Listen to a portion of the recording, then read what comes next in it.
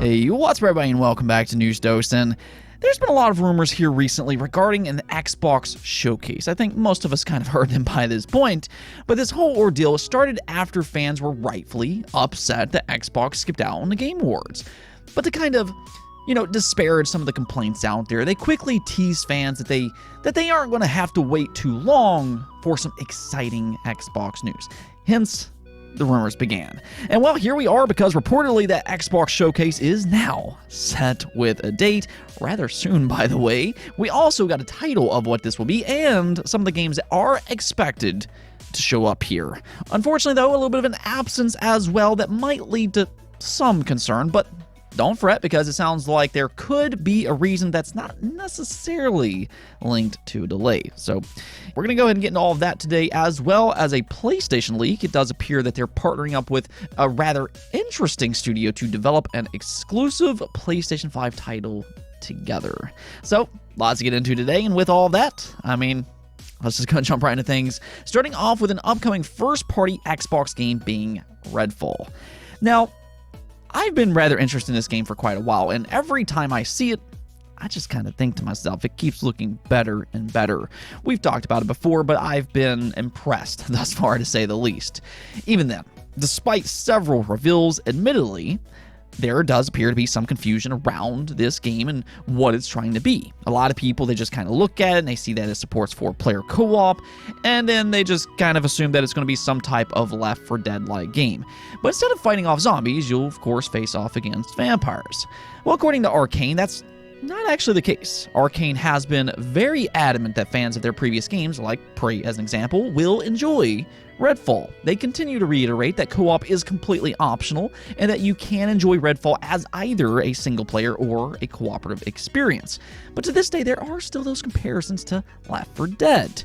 Well, in a recent interview with Games Radar, Arcane, they responded to these assumptions by saying this: it's totally understandable for somebody to come to that conclusion. There are 4 playable characters you can play together cooperatively, and you're going against the undead. But in terms of the way that you play and experience Redfall, it's not like those games at all. Redfall is more like loading into Far Cry.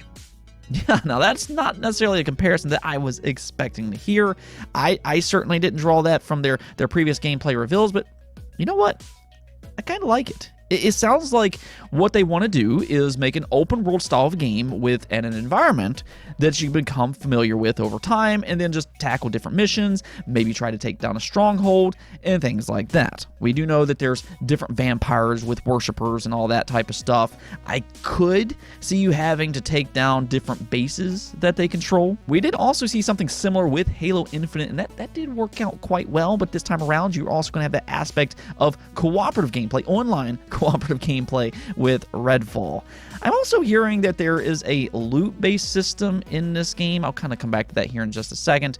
But in the same interview, they talked about how they want to stretch themselves with Redfall, take their previous experience, their creative knowledge, and then apply that to an open-world experience. Now, at the same time, they did note that the island that you explore in Redfall will be, in their words, unfathomably larger than Prey's Talos 1. But at the same time, it's being described as quaint compared to other modern open world games. So, just kind of take that as you will. But I think the expectations for what this game is, and that's the reason that we're talking about it today, I think that those expectations need to shift. Don't go in expecting a Left 4 Dead-like game. Yes, it's got cooperative gameplay, but it's not going to play like Left 4 Dead, where you just load up missions and tackle it as a group. Instead, they seem to compare its gameplay style more akin to Far Cry, as I just mentioned, and then they also described its optional co-op as a little Borderlands-like, which kind of makes sense with the different character abilities and then maybe a loot-based system. Either which way, though, hopefully things become a little bit more clear with their next reveal, which sounds like it could actually be relatively soon. Now, there's also a new Nintendo Switch controller that's catching a lot of attention online, being the Nixie Wizard. This is a Gamecube-like controller that can also attach to your Switch as Joycons. Now, I've seen a lot of mock-ups for a device like this over the years, but with the Nixie Wizard, Gamecube Joycons, a handheld Gamecube-like experience, is very much a real thing, with maybe even a few upgrades depending on how you look at it. Now, if you're just wanting everything to be exactly the same, okay, this is a little different, but rather than having push triggers, they opted in using tactile triggers, which ultimately, that could be a good thing, as that does mean less travel time and it gives players quicker reactions. The right analog stick that also has a thumb indenture this time around with texturized edges, and it even includes swappable rings. Now, this is something really cool that they're doing with this thing, but that means that you can swap its octagon ring, which is great for something like fighting games, as an example. But if you want to play racing games instead, well, then you can swap out for a circular ring, which will give you smoother analog movement. And that's actually another benefit about this controller, because they're also using HAL analog sticks, which they claim that in theory, because the analog sticks never physically touch, that means it will never develop stick drift, which, as we all know, has been a major issue for first-party Nintendo Switch Joy-Cons. Overall, though, I'd say that if you're looking for just a standard controller with grips, because, you know, the regular Joy-Cons, they're not necessarily the most comfortable controllers ever. I actually use Switch grips myself. I can actually leave a link in the description for that below as well. But if you're one of those fans out there that still loves the GameCube controller all these years later, which, by the way, I can't blame you. I'm with you. It is one of the best controllers ever made. But here you will have an option to play in that style while in handheld mode, and I think that that's quite enticing. If you are interested in the Nixie Wizard, though, you can visit their store, which I will leave a link in the description below. It right now is going for $70 US. Let's go talk about Xbox, though, because that rumored showcase is looking more real than ever before, as Windows Central reported that they believe that they have some concrete information on it finally. Now, Windows Central and Jez Corden have proven time and time again to absolutely be reliable. We'll actually come back to the reliability of this leak here in just a second, but according to their sources, Xbox and Bethesda will be hosting a showcase set for January 25th by the name of Xbox Developer Direct. Now, this reportedly is not a big E3-like showcase. I don't think many of us expected that anyways, but rather it's set up to be more of an intimate showcase for some of their games. And that's exactly what fans have been calling for. While Xbox, I think they do a great job at E3, fans, they want more regular updates for their games, especially now that Xbox has a ton of different studios. It just makes far too much sense by this point. Xbox certainly has the content to have these more frequent showcases rather than just showing their games once a year. They also have Game Pass, which they can highlight games coming to that, and just kind of give us a deeper dive into some of their upcoming games. I mean, we just talked about earlier with Redfall. There's still some confusion around that game. It would be nice to get a deep dive into that game. So the idea of a showcase like this has been very much requested for quite a while. And according to this article, this may be a part of their new initiative. This right now doesn't sound like a one-off showcase, and when you think about it, the timing, it just seems perfect. Again, 2023 is expected to be a big year for Xbox. And I think from this point forward, if you really look at it, they are expected to have a much more consistent pipeline of games. This is not an Xbox One situation. They do have a lot more games coming this generation, so these more frequent events would line up with all of that. Now, as for the games that are expected to be here, though, this month, they mentioned Redfall, Forza, Minecraft Legends, and then ZeniMax Online specifically. So again, we were just talking about Redfall earlier, and it is starting to sound like that we will get that more in-depth reveal here.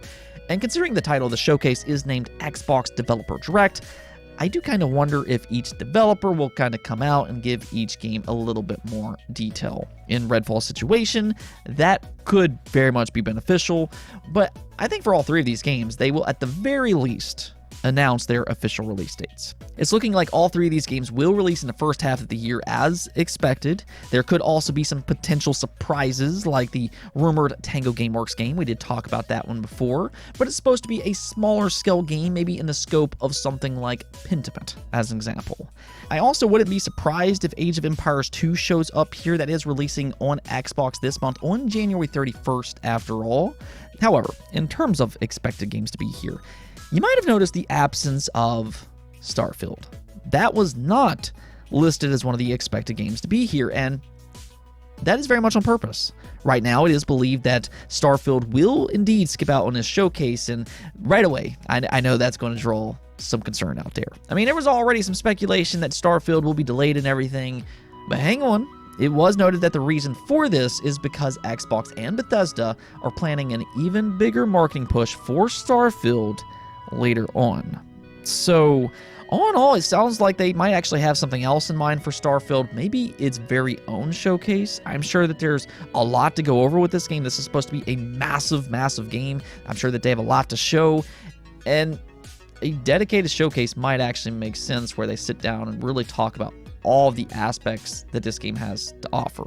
But if they do go in this direction, where it doesn't show up this month, I think what they should do here is at least mention it at this showcase. Just kind of come out and say, hey, we are planning on showing Starfield soon. It's still on track, so look forward to that. Or, something to that effect. I think that might be a good way of dealing with it. Just kind of be transparent. However, this doesn't necessarily point to a delay per se.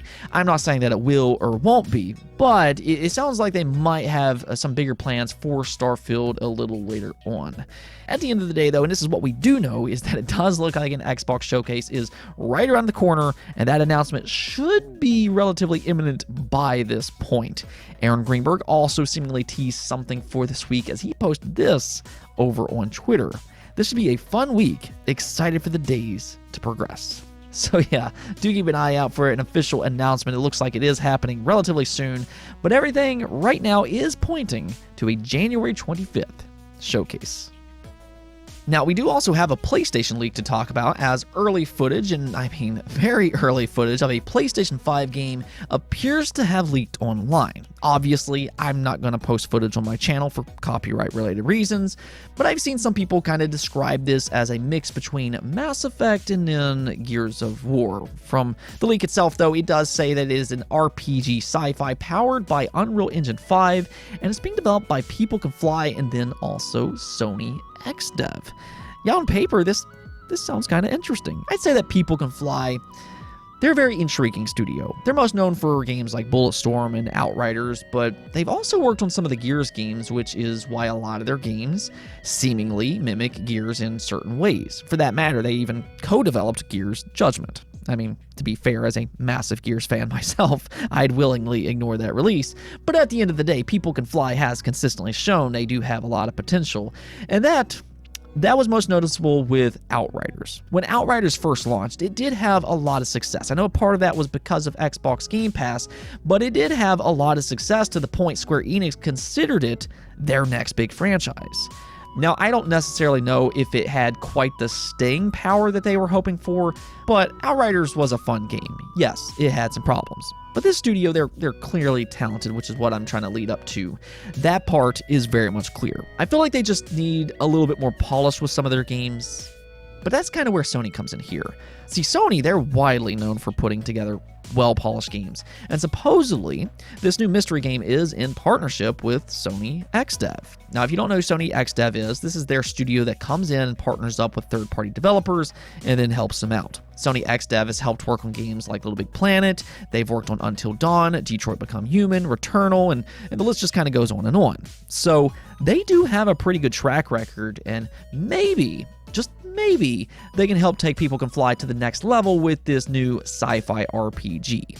Now, with all that in mind, though, one thing that is very evident about this leak, and this is very important to keep in mind here, is that it's very early in development. It actually appears to be a prototype, so I wouldn't go in expecting any type of an official gameplay reveal anytime soon. This is probably still years away, but what I'll do is I will leave a link in the description below if you want to go ahead and check out more on this game. Let's go take a look at the poll of the day, though, where I asked you all, what position do you set your PlayStation 5 in if you have one? Now, unfortunately, I did forget to put see results here. I do apologize about that, but as you can see, 59% of you all did vote for vertical, while 41% of you voted horizontal. Now, we talked about this last week, but there is a repair shop that's warning PlayStation 5 owners not to put their console in the vertical position because, based on what they've seen firsthand, putting it in this position increases the chances of its liquid metal leaking, which can break your console.